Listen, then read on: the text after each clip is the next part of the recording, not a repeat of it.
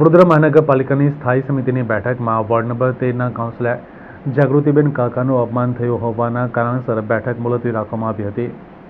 Ward number 13ના councillor જાગૃતિબેન કાકા સાથે ઝોનના ડીવાયએમસી ભાવનાબા ઝાલા સાથે વિસ્તારના કેટલાક કામોના પ્રશ્ને મુદ્દે બોલાચાલી થતાં જાગૃતિબેન કાકાએ સ્થાયી સમિતિની બેઠકમાં ભાવનાબા ઝાલાને બોલાવવાની માંગ કરી હતી.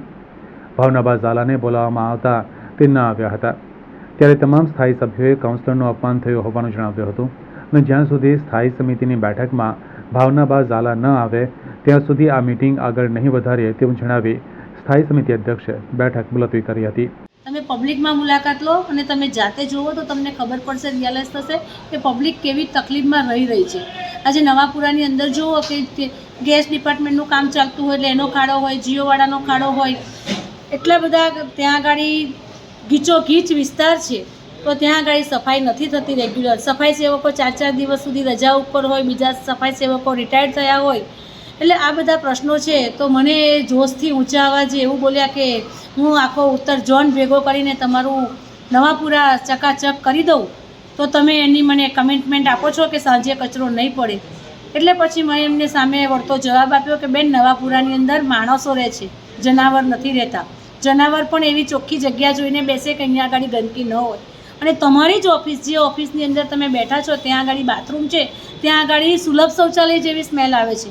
તમે કોઈ અધિકારીને કમિટમેન્ટ આપ્યું, કોઈને કીધું, રજૂઆત કરી કે કાલથી આ સ્મેલ મને ન આવી જોઈએ? જો તમે એક તમારી ઓફિસમાં જ નથી કરી શકતા તો સ્લમ વિસ્તારમાં કઈ રીતે એવી અપેક્ષા રાખી શકો? આજે સ્ટેન્ડિંગમાં એક પ્રપોઝલ હતી 24/7/2023 થી લઈને 30/7/2023 દરમિયાનની પોસ્ટ ઓડિટની વિગતો જાણવા લેવા બાબતમાં મૂકવામાં આવી હતી.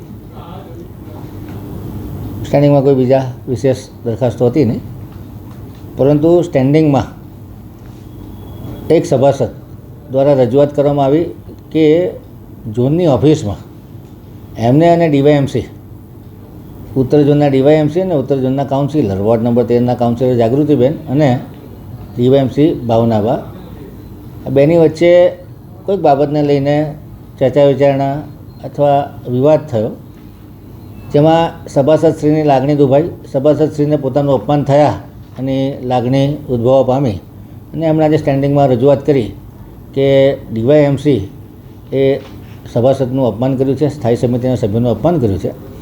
આથી તમામ સ્થાયીના સભ્યોની લાગણીને માન આપી અને અધિકારી દ્વારા સભાસદનું અપમાન થયું છે એવી લાગણીને લીધે આજની સ્થાયી સમિતિ મુલતવી રાખવામાં આવી હતી.